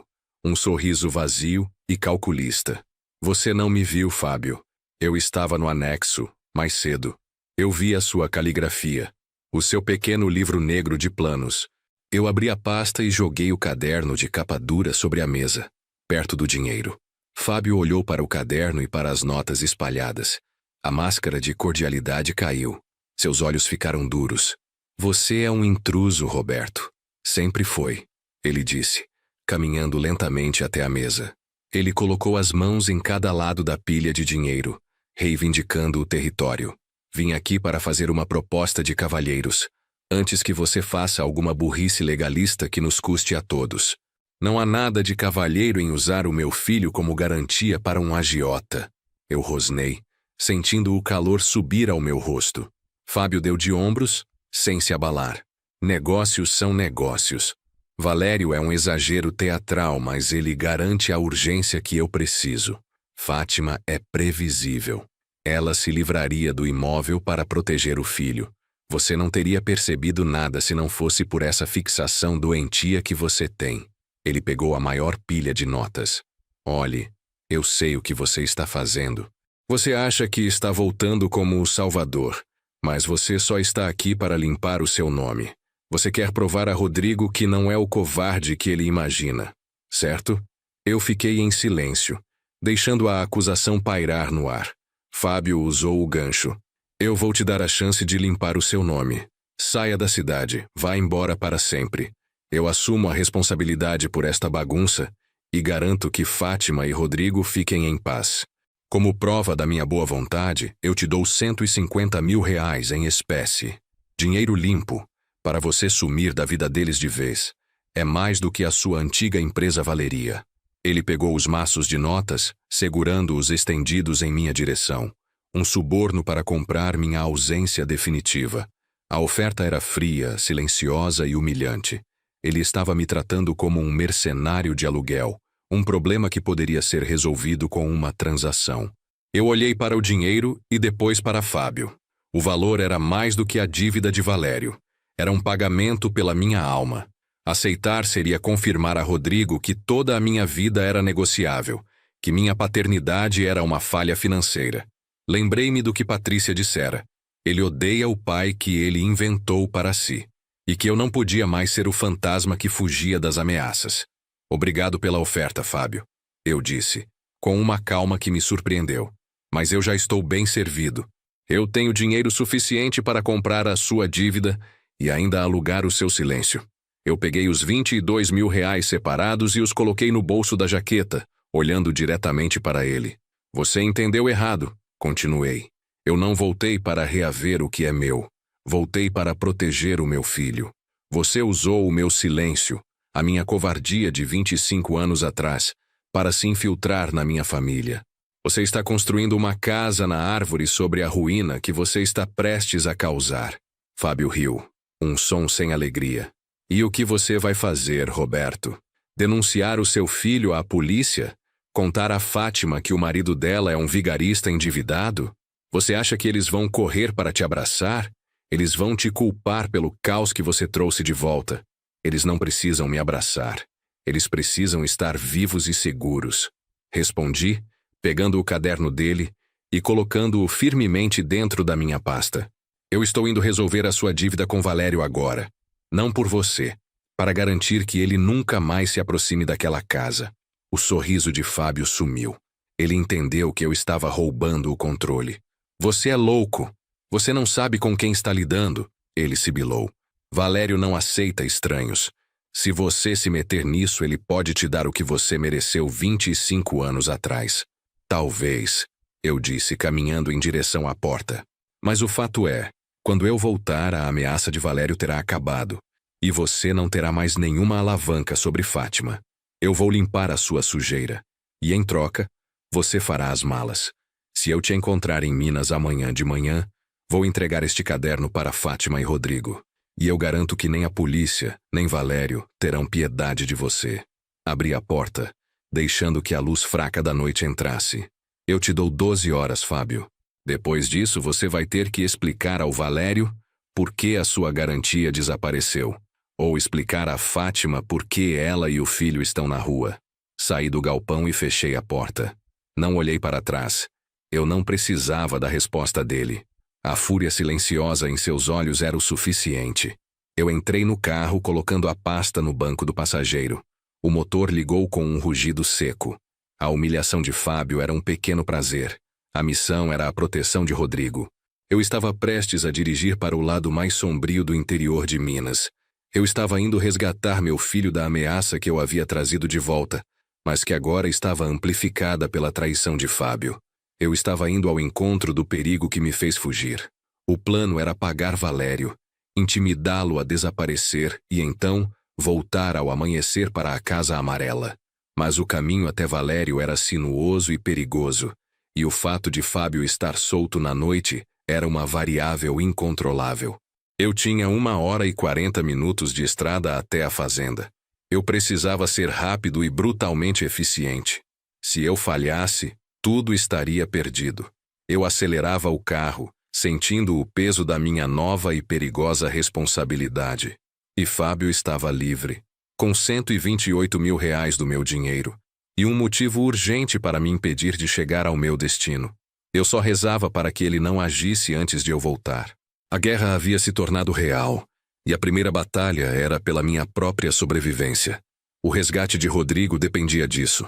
Eu acelerava o carro alugado pelas estradas secundárias, os faróis cortando a escuridão úmida da noite de Minas. A cada quilômetro que me afastava da Casa Amarela, a urgência se tornava mais física, apertando meu peito. Eu tinha o caderno de Fábio no banco do passageiro, a prova irrefutável de sua traição, e R$ 80.000 no bolso da jaqueta, mais do que suficiente para resolver o problema de Valério e garantir a paz de Fátima. O encontro aconteceu em uma clareira adjacente a uma fazenda de gado abandonada, a quase 2 horas da cidade. Não havia luzes, apenas o silêncio pesado e o cheiro de mato molhado. Eu desci do carro com a pasta na mão, sentindo a adrenalina fria me percorrer.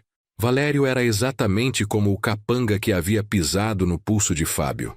Grande, com a postura de quem nunca precisava pedir 2 vezes. 2 outros homens, silenciosos e com cara de poucos amigos, estavam encostados em uma picape escura. Estou aqui para pagar a dívida de Fábio, eu anunciei, minha voz ecoando na noite. Valério me olhou de cima a baixo, um sorriso lento e perigoso se formando em seus lábios. Você não parece o Fábio, ele disse, a voz grossa como cascalho. O Fábio é mais desesperado. Eu sou Roberto. Eu sou o proprietário da garantia que ele usou. Menti usando a velha empresa como escudo. Valério, eu sei que a dívida é de R$ 22.000. Eu trouxe 30 mil. Os 8.000 a mais são para você esquecer o endereço dele e o nome da minha família, para nunca mais tocar nesse assunto. O agiota não pestanejou. Ele estendeu a mão e eu entreguei o maço de notas. Ele as contou com uma rapidez profissional, sem tirar os olhos de mim. Os seguranças se aproximaram um passo. 30 mil por uma dívida de 22. Você deve amar muito a sua garantia. Valério comentou, guardando o dinheiro. O dinheiro está aceito. O seu Fábio está livre. A garantia dele também. Eu não volto lá. Ele me olhou de forma intensa. Mas fique sabendo, Roberto. Interferir no meu negócio tem um custo que não é financeiro. O submundo tem boa memória. Você é o fantasma que voltou. Melhor que você, suma de novo antes que as pessoas certas descubram que você está se metendo onde não deve. O aviso foi claro. Eu não era mais apenas o pai que voltava. Eu era um alvo. Mas eu tinha o que queria. Entendido, respondi, virando-me para o carro. Não houve aperto de mãos, apenas o clique de um metal sendo manuseado. Acelerei, sentindo o alívio esmagador do perigo imediato ter sido afastado. A dívida de Fábio estava paga, e minha família estava, pela primeira vez em 25 anos, segura. Cheguei à cidade antes do amanhecer. Estacionei o carro na rua paralela e caminhei até a Casa Amarela.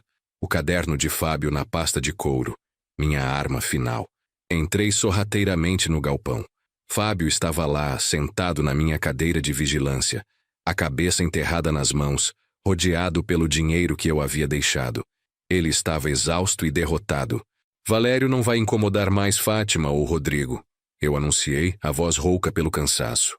Fábio levantou a cabeça, os olhos vermelhos. Ele me olhou com um ódio puro, mas impotente. Você não tinha o direito, ele sussurrou. O meu direito acabou no momento em que você colocou a vida do meu filho na mesa de Valério. Você tem 15 minutos. Pegue o seu dinheiro de jogo e desapareça de Minas. Se você estiver aqui quando o sol nascer, eu vou acordar Fátima e Rodrigo e mostrar este caderno. Você não terá tempo para fugir dos credores da capital. Fábio entendeu. Ele pegou as pilhas de notas, apressadamente, e enfiou-as em uma mochila que estava escondida no canto. Ele não disse uma palavra, a humilhação gravada em cada movimento. Em 10 minutos, ele havia desaparecido na escuridão da manhã, o vigarista que finalmente fugia, levando apenas o meu dinheiro e a sua derrota. Eu passei o resto da manhã limpando o galpão, tirando as minhas coisas. Não voltei a dormir. Eu havia salvado minha família, mas não havia recebido gratidão, nem perdão. A Casa Amarela permaneceu em silêncio, a paz que eu havia comprado pairando no ar. 5 dias se passaram. A cidade estava tomada por uma efervescência incomum. Era a tradicional festa de Nossa Senhora do Rosário, um evento que eu me lembrava vagamente da infância. O galpão estava vazio e limpo. Eu havia me mudado para o apartamento alugado na capital, mas voltei ao interior, estacionando o carro em um bairro distante e caminhando até a praça principal, onde a festa acontecia. Eu precisava ver, precisava testemunhar a paz que eu havia restaurado. A praça estava lotada, barracas de comida, algodão doce flutuando no ar, e uma banda tocando marchinhas lentas. Eu me misturei à multidão, vestindo roupas comuns, anônimas. Caminhei até o coreto onde as luzes de Natal, que ainda insistiam em brilhar apesar do tempo, iluminavam a cena. Eles estavam lá. Fátima estava sentada em um banco de praça, sorrindo e conversando com Patrícia. Ela parecia mais leve, o nervosismo havia sumido, um alívio sutil tomando o lugar da tensão. A ausência de Fábio era a sua vitória silenciosa. E então, eu vi Rodrigo. Ele estava do outro lado da praça, perto da barraca de jogos. Ele não estava sozinho. Ele estava segurando um bebê no colo, um menino pequeno, de talvez 1 ano, com os olhos castanhos e o cabelo escuro. Ao seu lado, estava uma mulher jovem, rindo enquanto tentava impedir uma menina de uns 4 anos, vestida com um vestido de festa, de tocar o chão com um algodão doce gigante. Os netos. A família que eu nunca soube que existia. A menina, minha neta, tinha o sorriso largo e aberto que eu lembrava de Fátima em nossa juventude. Eu parei, imóvel, escondido sob a sombra de uma palmeira imperial. Eu observei Rodrigo. Ele se abaixou, colocou o menino no chão e ajoelhou-se na frente da menina, falando com ela em um tom suave, a paciência exata que eu nunca tive. Ele a pegou no colo, limpou o açúcar de seu rosto e a beijou na testa. Um gesto de carinho tão natural e visceral que me cortou a respiração. Ele era um pai, um bom pai, um pai presente. Nesse momento, eu entendi. A rejeição de Rodrigo, o se enganou de casa, não era sobre meu fracasso financeiro ou minha covardia. Era sobre a ausência desse exato momento. A paternidade. Eu estava ali, o herói autoproclamado que salvou a família de uma dívida de R$22 mil e de um vigarista. Mas essa vitória era oca. Eu havia salvado a vida material deles, mas jamais conseguiria reaver a vida emocional que Fábio estava reescrevendo com a construção da casa na árvore. Eu não senti raiva de Fábio. Senti pena. Ele era apenas um parasita que se alimentava da lacuna que eu havia deixado. E eu não senti pena de mim. Senti uma clareza fria e esmagadora. Eu havia passado 25 anos me justificando. Eu fugi para proteger. Eu acumulei capital para reaver. Eu voltei para ser o salvador. Mas tudo isso era uma elaborada mentira para mascarar a verdade simples e terrível. Eu era o pai que abandonou seu filho. E o sacrifício não era a desculpa. Era a forma mais cruel de covardia. A justiça havia sido feita. Fábio havia sumido. O perigo havia passado. Mas a consequência recaía totalmente sobre mim. Eu estava em uma praça, a poucos metros de meu filho, minha nora e meus netos. E eu era um estranho, um fantasma que não tinha o direito de se aproximar. Minha guerra não era mais contra Fábio, ou Valério, ou Fátima. Era contra o fantasma de mim mesmo que vivia na memória de Rodrigo. E nesse momento, observando meu filho ser o pai que eu nunca fui, eu finalmente aceitei a derrota total. Não havia nada para reaver. Eu tinha que desarmar. Eu precisava que Fátima e Rodrigo soubessem a verdade sobre Fábio, para que entendessem o perigo que eu afastei. Mas não podia mais usar o caderno como arma. Eu não podia mais entrar em suas vidas através do caos. Havia apenas um passo restante: entregar a prova e ir embora de novo. Mas desta vez, eu não fugiria para a segurança financeira, mas para a solidão. Eu me virei, caminhando para fora da praça. Eu voltaria à capital, não para fechar os negócios, mas para organizar a herança. Eu não tentaria mais ser o pai ou o marido. Eu seria o provedor silencioso, à distância. Mas ao passar pela barraca de doces, um pensamento me atingiu. Leve, mas persistente. Rodrigo estava feliz, seguro, um bom pai. Minha ausência, ironicamente, havia permitido que ele construísse uma vida melhor. Longe da minha influência caótica. O que eu havia salvado, eu não podia reivindicar. Eu precisava de uma despedida. Um último ato que não fosse de justificação, mas de entrega. Eu caminhei de volta ao centro da cidade, direto para o único hotel decente. Liguei para o Dr. Ricardo. Doutor, minha voz era calma, estranhamente serena. Não haverá mais petições legais. Não haverá mais reivindicações de posse. O plano mudou. Eu quero que você pegue a cópia do caderno de Fábio e todo o dossiê que você montou sobre a dívida. Eu quero que você os entregue pessoalmente a Rodrigo. Não a Fátima, a Rodrigo. Ricardo hesitou. E o que eu devo dizer a ele, Roberto? Diga a ele que este é o meu único pedido de desculpas. Diga que ele deve ler aquilo e entender o homem que ele não deve ser.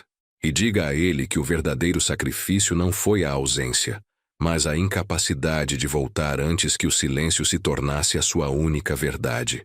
E que eu os deixei seguros. E o que o Senhor fará agora? Eu olhei para o relógio. Era quase meia-noite. A festa estava no auge. Eu vou embora, Ricardo. Eu vou para o lugar de onde nunca deveria ter saído. Mas antes de ir, eu tenho uma última coisa a fazer na Casa Amarela. A casa na árvore, o esqueleto de madeira que Fábio e Rodrigo haviam construído estava incompleta. Eu tinha um tempo limitado para consertar o quebrado. Se eu não podia ser o pai, eu ainda podia ser o fantasma que conclui as promessas. Eu precisava de corda e madeira. E eu precisava de um prego. O prego final. Aquele que Fábio havia batido, não como triunfo, mas como um lembrete. Eu voltaria para bater o meu próprio prego. Não o prego da posse, mas o prego da memória. O prego da promessa cumprida. E eu precisava fazer isso antes que o sol nascesse e Rodrigo descobrisse a prova da traição de Fábio. Seria a única forma de encerrar a história, deixando para trás um ponto final que não fosse de amargura, mas de quietude. Eu precisava de corda e madeira, e eu precisava de um prego, o prego final. Aquele que Fábio havia batido, não como triunfo, mas como um lembrete. Eu voltaria para bater o meu próprio prego, não o prego da posse, mas o prego da memória, o prego da promessa cumprida. E eu precisava fazer isso antes que o sol nascesse e Rodrigo descobrisse a prova da traição de Fábio. Seria a única forma de encerrar a história, deixando para trás um ponto final que não fosse de amargura, mas de quietude. Voltei para o carro e dirigi até o depósito de materiais de construção 24 horas. Comprei a corda mais grossa que encontrei, 2 tábuas de pinho lixadas e uma caixa de pregos de aço. Paguei em dinheiro apressado, ansioso para terminar a missão antes que a cidade despertasse e me flagrasse em meu ato final de intrusão. Aproximava-se o final da madrugada. O céu, ainda escuro, prometia um dia limpo e quente. Estacionei o carro na rua paralela, carregando os materiais envoltos em um lençol de borracha. Subi o muro baixo dos fundos, esgueirando-me no quintal. A mangueira imensa e antiga estava lá, e sob seus galhos escuros, o esqueleto inacabado da casa na árvore pairava como uma acusação de madeira. O cheiro de serragem e terra molhada era intenso. Amarrei a corda firmemente no galho mais baixo e grosso, garantindo que o laço estivesse seguro. A outra ponta foi fixada à tábua mais longa, criando o balanço que eu havia prometido a um menino de 4 anos, 25 anos atrás. Não era o balanço mais bonito, mas era forte, feito para aguentar o peso do tempo e, talvez, de meus netos. Subi na plataforma inacabada, sentindo o piso robusto que Fábio e Rodrigo haviam construído. Peguei a segunda tábua e a fixei na base da estrutura, no ponto mais visível, mais discreto. Não escrevi nada nela. Apenas usei o martelo e lentamente, com a precisão de um artesão que realiza seu último trabalho, bati o prego. Tum, tum, tum. O som seco do metal penetrando a madeira foi a minha confissão silenciosa. O prego final, batido não com raiva ou triunfo, mas com a quietude de quem aceita o próprio destino. Desci da plataforma deixando o balanço pronto, pendurado no galho, esperando o toque de uma criança. A única prova de minha passagem seria aquele prego fixado e o balanço que a chuva da noite lavaria. Em seguida, veio a parte mais difícil. A carta. Eu havia escrito e reescrito em minha mente centenas de vezes.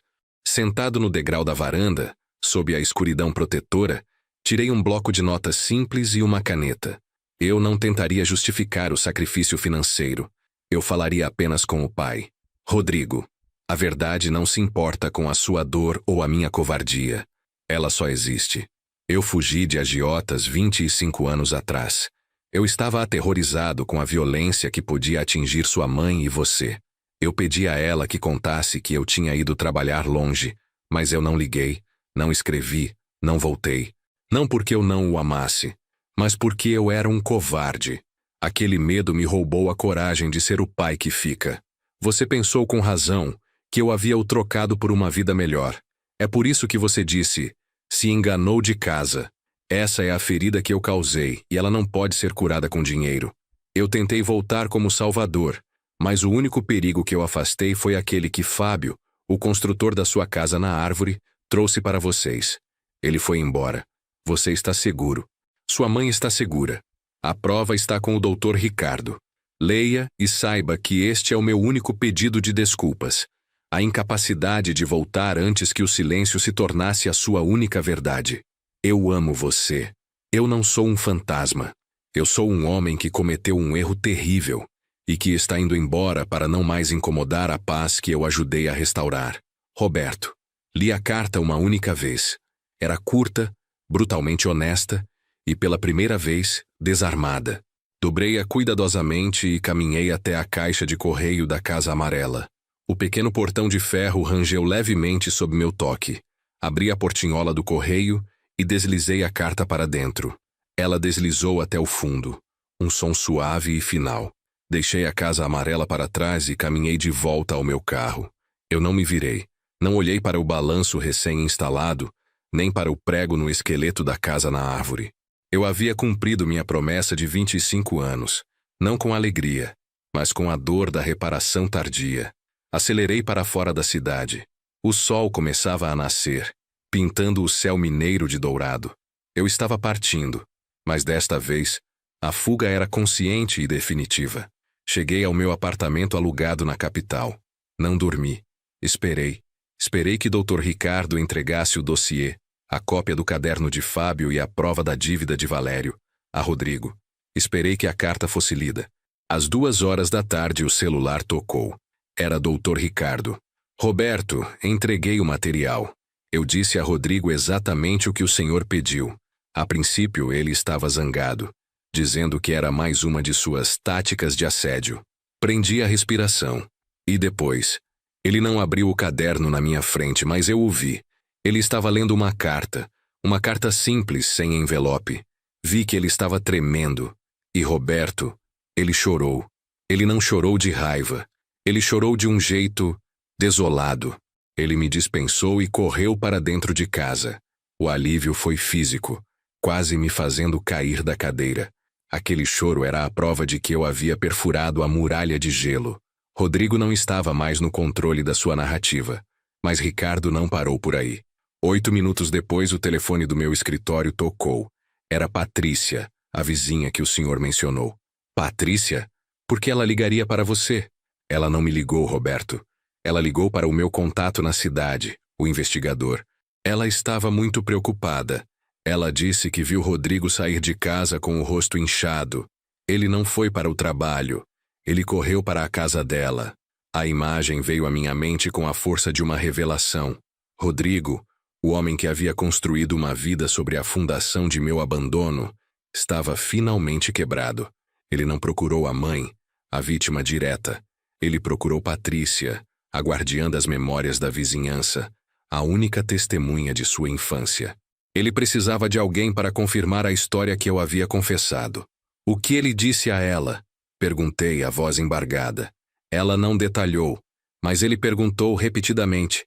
Patrícia, o meu pai me amava? Patrícia não ligou para Ricardo.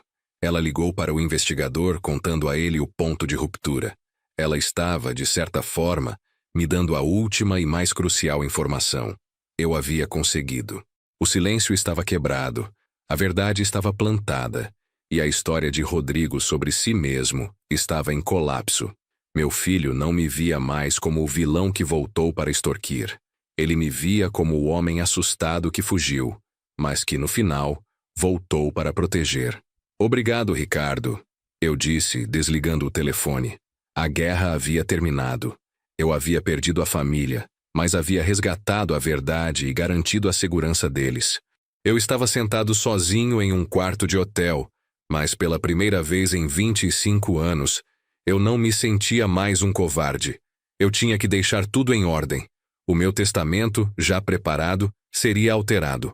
Fátima e Rodrigo receberiam cada centavo que eu havia acumulado, de forma anônima e legalmente blindada, como um fundo de segurança para meus netos.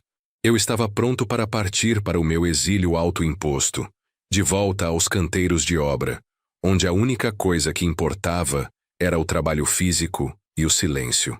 Eu não era mais o fantasma que precisava provar seu valor. Era o fantasma que aceitava sua ausência. Mas, ao organizar os documentos, encontrei o desenho antigo que Rodrigo havia feito da casa na árvore, aquele com o balanço impossível. Coloquei-o na minha pasta. O balanço não era mais impossível. Eu me preparei para o próximo e último voo. Eu estava pronto para sair da vida deles para sempre. Mas eu sabia que agora, o silêncio de Rodrigo não era mais de ódio, mas de luto. E o luto, diferente do ódio, se cura. E se ele me procurasse, eu precisava estar pronto para a resposta. O último ato seria de esperar. O último ato seria a prova final do meu amor. A aceitação de que eu não pertenceria mais àquela casa. Eu estava partindo, mas eu havia deixado uma porta aberta. Não a porta da posse, mas a porta da memória. Eu estava partindo, mas eu havia deixado uma porta aberta. Não a porta da posse, mas a porta da memória. Sentado no cubículo impessoal do hotel, a pasta na mesa, eu esperava pelo inevitável silêncio. Aquele choro de Rodrigo, relatado por Ricardo, era o sinal de que a verdade havia feito seu trabalho. Eu não seria perdoado, mas seria pelo menos compreendido. Eu estava prestes a ligar para o aeroporto, pronto para fechar a conta e desaparecer antes do anoitecer, quando ouvi a batida na porta. Não era o toque formal de um mensageiro, nem o toque incisivo de um funcionário do hotel. Era uma batida leve, quase hesitante. Abri a porta esperando o Dr. Ricardo. Em vez disso, estava a nora de quem eu havia vislumbrado na praça, a jovem mãe de meus netos. Ela não tinha a indiferença polida de Rodrigo, nem a resignação cansada de Fátima. Havia nela uma seriedade estudada, uma tensão que beirava a timidez. Ela não se apresentou. Também não me dirigiu a palavra. Em suas mãos havia uma peça de metal, enferrujada e gasta. Era a cópia da chave mestra do anexo da empresa, aquela que eu havia usado para invadir o escritório de Fátima e que, na pressa, deixei cair perto do portão. Ela estendeu a mão, e o metal frio tocou a minha palma. Seu Roberto, ela disse, a voz quase inaudível, mas clara. Rodrigo leu a carta, e a senhora Fátima encontrou o balanço. E esteve no correio. Esta chave não pertence mais a esta casa. A chave. O objeto de posse, o ariete que eu havia usado para forçar meu caminho de volta, estava sendo devolvido. Era a confirmação de que meu ato final havia sido percebido em sua totalidade. O balanço, a carta e a chave. Eu havia invadido, confessado e consertado, e agora era hora de partir. Aceitei a chave. Estava quente, aquecida pelo calor da mão dela, talvez pelo calor da casa amarela. Obrigada, eu murmurei. Não consegui dizer mais nada. A palavra perdão era inadequada, explicação desnecessária. Ela assentiu, um movimento breve e final, e se virou para ir embora. Eu não a segurei. Eu apenas observei enquanto ela caminhava pelo corredor. Seu silêncio não era de ódio, mas de respeito à dor do marido. Ela era a ponte entre a minha falha e a nova vida de Rodrigo. Ela era o símbolo da segurança que eu havia, ironicamente garantido com a minha ausência. Fechei a porta e olhei para a chave na minha mão. A porta não estava mais trancada com medo ou ódio, mas trancada com a certeza de que a vida deles havia seguido adiante. Eu tinha feito o que era preciso. Naquela noite, a solidão no quarto do hotel não era mais o manto pesado da vergonha, mas a quietude austera da aceitação. Eu havia fugido de Minas Gerais 25 anos antes, levado pelo medo e pela covardia, carregando a culpa e uma promessa não cumprida. Eu estava voltando agora, com a bagagem mais leve, levando apenas a certeza de que havia feito a única coisa certa. No aeroporto, entreguei os documentos finais ao Dr. Ricardo. Eu não voltaria. Ele cuidaria da fundação de segurança para os netos, de forma completamente anônima. Roberto, disse Ricardo, antes de eu passar pelo portão de embarque. Você fez uma coisa boa. Eles estão seguros. Você está em paz. Eu olhei para ele e para o advogado que só conhecia a frieza dos contratos. Pela primeira vez eu sorri. Não um sorriso de triunfo, mas de libertação. Paz? Não sei se mereço, mas estou em silêncio. Um silêncio que desta vez, Ricardo, eu escolhi. Passei pelo portão. O voo decolou ao amanhecer, me levando para o leste, para uma vida de anonimato e trabalho físico. Eu olhei para baixo, vendo a paisagem de Minas Gerais se transformar em pequenos quadrados de verde e marrom, e pensei na casa amarela. Pensei em Rodrigo, na plataforma da casa na árvore agora completa, e no balanço, que eu imaginei balançando ao vento. Eu havia perdido a família, perdido a batalha pela convivência, mas havia vencido a guerra contra o fantasma que me assombrava. O meu nome não importava. O meu dinheiro seria a herança de meus netos. E o meu sacrifício, a verdade da minha covardia, era agora o alicerce de segurança que a minha ausência havia permitido. Eu abri a pasta de couro e tirei o desenho de giz de cera, o desenho torto da casa na árvore com o balanço impossível. Desta vez, o balanço era real. Eu o guardei como a única e suficiente prova da minha existência. Eu não era mais o pai rejeitado. Eu era finalmente apenas Roberto, 62 anos, e o fantasma que, ao ir embora pela última vez, havia finalmente cumprido sua promessa mais importante. E o silêncio que eu aceitava era, de alguma forma, o som mais alto do amor que eu podia lhes oferecer. Se essa história tocou você de alguma forma, deixe um comentário aqui embaixo. Quero muito saber o que você teria feito no lugar do Roberto. E, se puder, compartilhe este vídeo com alguém que precisa ouvir isso hoje. Obrigado por assistir, e que Deus abençoe seu caminho.